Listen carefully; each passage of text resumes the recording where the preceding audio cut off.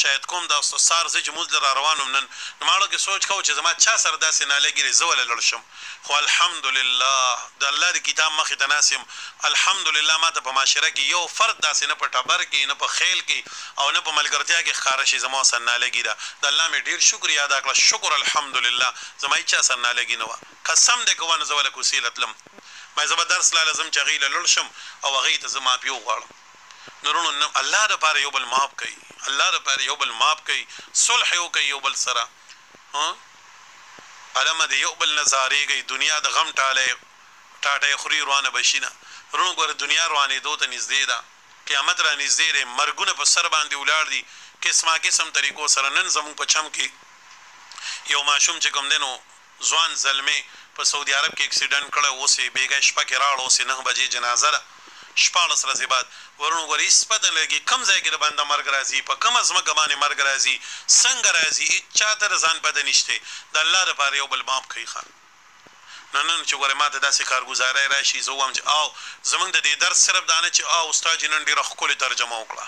او نن یې ډېره ښکلې توجیهات وکړل او نن یې ډېره ښه د یوسف علیه السلام نن نن به موږ دنیا ته ښیو دا خبره چې زموږ کلام داسې د الله کلام دی که نه چې ورته کښېنې دن نړه د دنیا بدلوي ستا د کور دنیا بدلوي ستا د معاشري دنیا بدلوي د چا چې چا سره نالګي د نن بوله ځو او د هغې نه مو معافي غواړو ښه واورېدو نن ګورې زموږ دا یوم المعافي په یوم التوبه به ورته موږ ووایو چې د الله نه به موږ په دې باندې توبه وباسو او نن به د الله دپاره موږ یو بل معاف کوو ډېر رویرونه به داسې چې د پوپوګانو سره به دښمني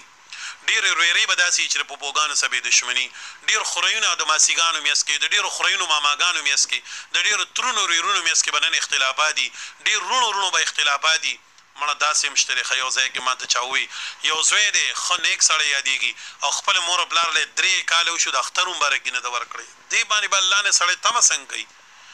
بیا به هم د الله نه یو سړی تمه کوي چې زما ته به الله معافي کوي راشئ نن الله طرف ته متوجه شئ معاف کوي یو بل بس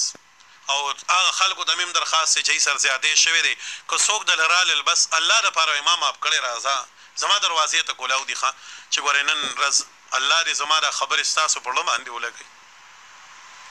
الله دې موږ تاسو ټولو ته د یو بل د معاف کولو توفیق راکړي او د دې بیان د وجې او د دې معافۍ د وجې د دې عمل د وجې الله دې موږ تاسو معاف کړي الله دې موږ معاف کړي ګوره یوسف علیه السلام څنګه خبره وکړه دا نه چې ورونو داسې کړي دي ګوره تاسو داسې کړو بس کیسې نه فیصلې نه تفصیلات نه لا تثریب علیکم اليوم ورونو الله دپاره ما معاف کړي راځئ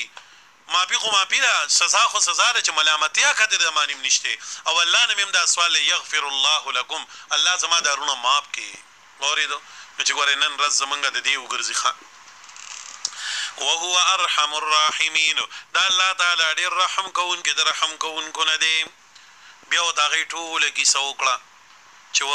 یوسف علیه السلام بابا خو داسې شوی دی دغه تکلیف خو داسې دی ستا پسې د سترګو نظر تللی دی او دا ټوله واقع